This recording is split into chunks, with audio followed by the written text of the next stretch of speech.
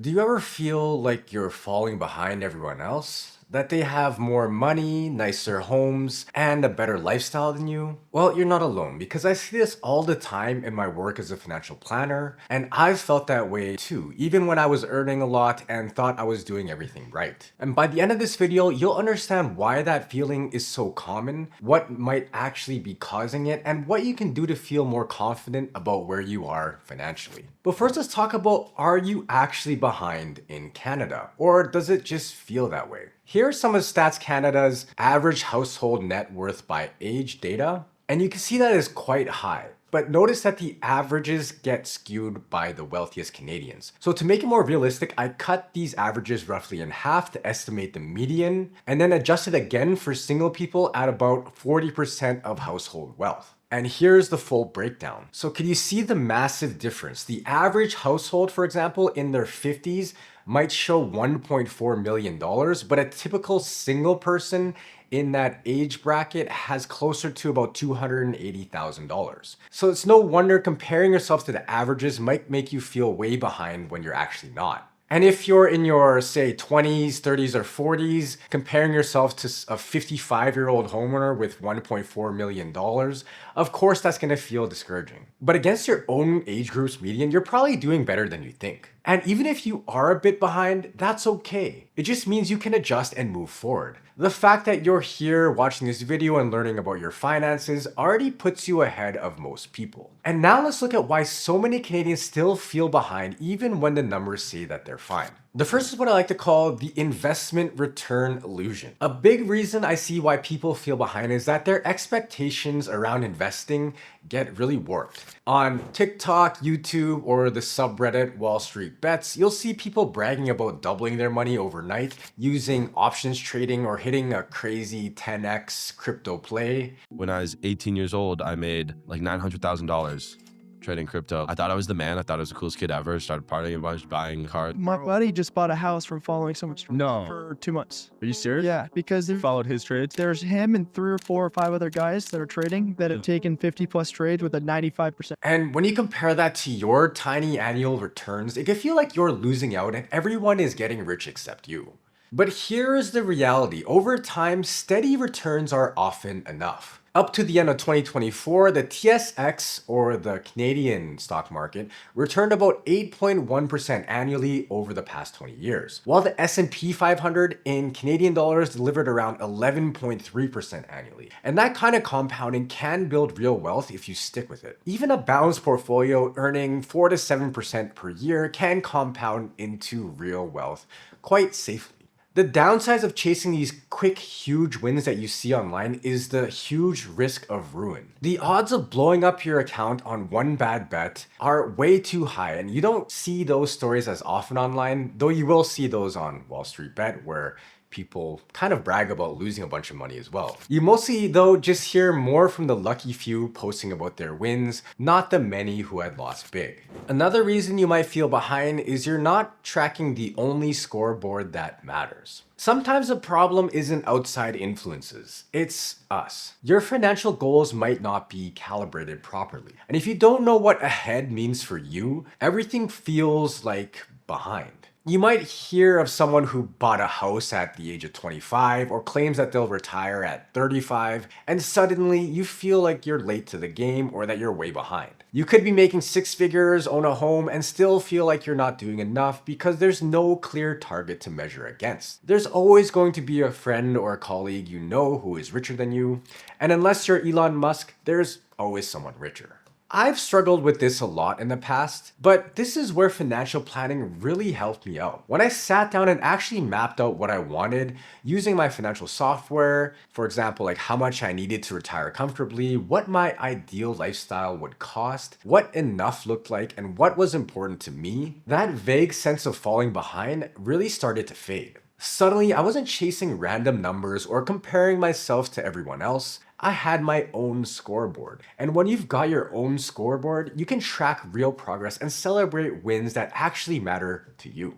You don't need to chase someone else's numbers, you just need your own plan, and that's exactly what we do here at Blueprint Financial. We build many personalized plans that help Canadians calibrate their goals, avoid costly mistakes, and build real wealth. We're fee for service with no hidden commissions, so book a free discovery call today because to build the life you want, you need the right blueprint. Another reason you might feel behind is that it's tough in Canada right now. Here's a stat that shocked me. In 2024, the average net worth of homeowner households was around $1.4 million, while households that rented averaged just $274,000. That's a 5-to-1 gap, driven almost entirely by real estate. So by the sole fact that if you're renting, it could feel like the game is completely stacked against you. Homeowners keep getting pulled ahead by housing gains while you're left trying to catch up without the same engine of wealth, and you're just struggling to pay rent at this point. And it's not just housing, it's the whole Canadian context. In cities like Vancouver and Toronto, home prices are on another planet, yet wages are often lower in these expensive markets like Vancouver. Add in inflation to things like groceries, gas, and rent rising faster than paychecks, and even people with solid incomes feel squeezed. And I've lived through this myself. When I moved from Calgary to Vancouver on pretty much the same salary, I felt like I was falling behind until I realized that many people ahead of me were just buried in debt or had a lot of family help. So the truth is, many Canadians are struggling collectively, not falling behind individually. And these constant crisis headlines can make it feel worse. The best thing you can do is to focus less on the noise and more on what you can control, your own next step forward. The next reason why you might feel behind is because of status signaling. On Instagram, TikTok, or even Reddit forums like Personal Finance Canada, it can feel like everyone else is ahead of you financially. You'll see people posting that they're only making $250,000 a year and they can't get ahead, or maybe endless shots of flashy vacations, expensive cars, and designer clothes. But oftentimes that's not the reality. It's the highlight reel of what they want to show you. You often won't hear from the quiet majority who are just saving and investing steadily. And you definitely won't hear from the people buried in debt behind those fancy cars or luxury lifestyles. From what I've seen and experienced, some of the wealthiest people that I know and work with, the ones with over 8-figure net worths, are also the most humble. And they don't want people to know that they're rich. A lot of flexing on social media isn't real wealth. It's actually insecurity. It's people trying to look rich to feel important, whereas the truly wealthy often don't need to do that because they're perfectly secure in what they have, and that confidence speaks for itself. Real wealth tends to whisper, not shout. And unless you're looking at someone's tax returns or bank statements, you really have no idea how rich they are. And just to be clear, I'm not saying you shouldn't spend on things that you enjoy, but make it intentional. If a purchase truly reflects your financial reality and priorities, it's not flexing, it's just living on your own terms. It's important to distinguish between good comparison versus bad comparison. People love to say comparison is the thief of joy.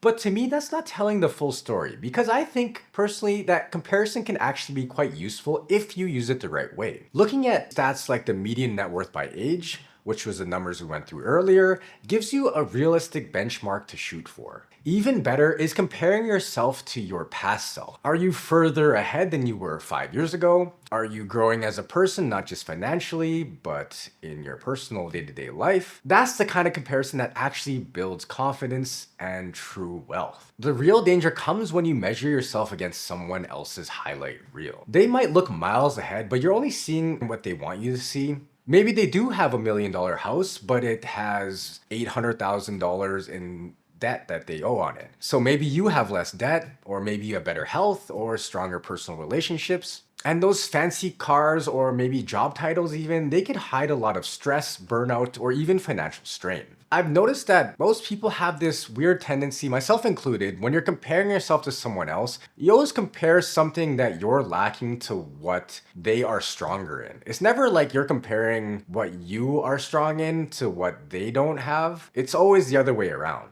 And that can get quite toxic and demoralizing. So try to focus on more realistic ones. I have a lot of videos on this channel about things like median net worth for your age, or say average savings for your age. That's a good one to shoot for. And you'll often find that you're closer to on track than you think. All right, this next one's for those type A high achievers, because I've heard this from a lot of high achievers, business owners, entrepreneurs, some with very high net worths, but they secretly think that they like feeling behind and anxious about making money because they want that constant pressure, that little voice saying you're not there yet. And they think it's what fuels their drive to keep going. They think it pushes them to work late, take risks, and chase the next milestone. But here is the big catch about this. Living in that state of anxiety 24/7 isn't always sustainable. It might give you that burst of energy in the short term, but over time it could quietly drain you. And at some point, that pressure might just build and build until it just burns you out. I've seen people that I've worked with hit financial goals most of us would only dream about, but because they were always chasing that next thing, they never let themselves feel happy or content with what they have. Just take a look at Tony Hsieh, the founder of Zappos, a popular online shoe store. He built one of the most admired companies in the world, sold it to Amazon for nearly $1 billion, and could have easily coasted for the rest of his life. But he couldn't stop chasing that next high, whether it was financial, emotional, or even spiritual. Friends of his said that he was obsessed with pushing boundaries and never felt done. Tragically, he spiraled into self-destructive habits and died at just 46. And this is a reminder that I take to heart because I've struggled with this a lot in the past, because at some point you'd have to just stop running the race and actually enjoy the life you've worked so hard to build. Feeling behind is normal, but often it's just perception, not the reality. With the right scoreboard and plan, you can move forward confidently. And that's exactly what we help clients do here at Blueprint. Visit our website, explore our services, and book a free discovery call. And don't forget to like and subscribe. And here's another video I think that you'll like, so go ahead and check it out here.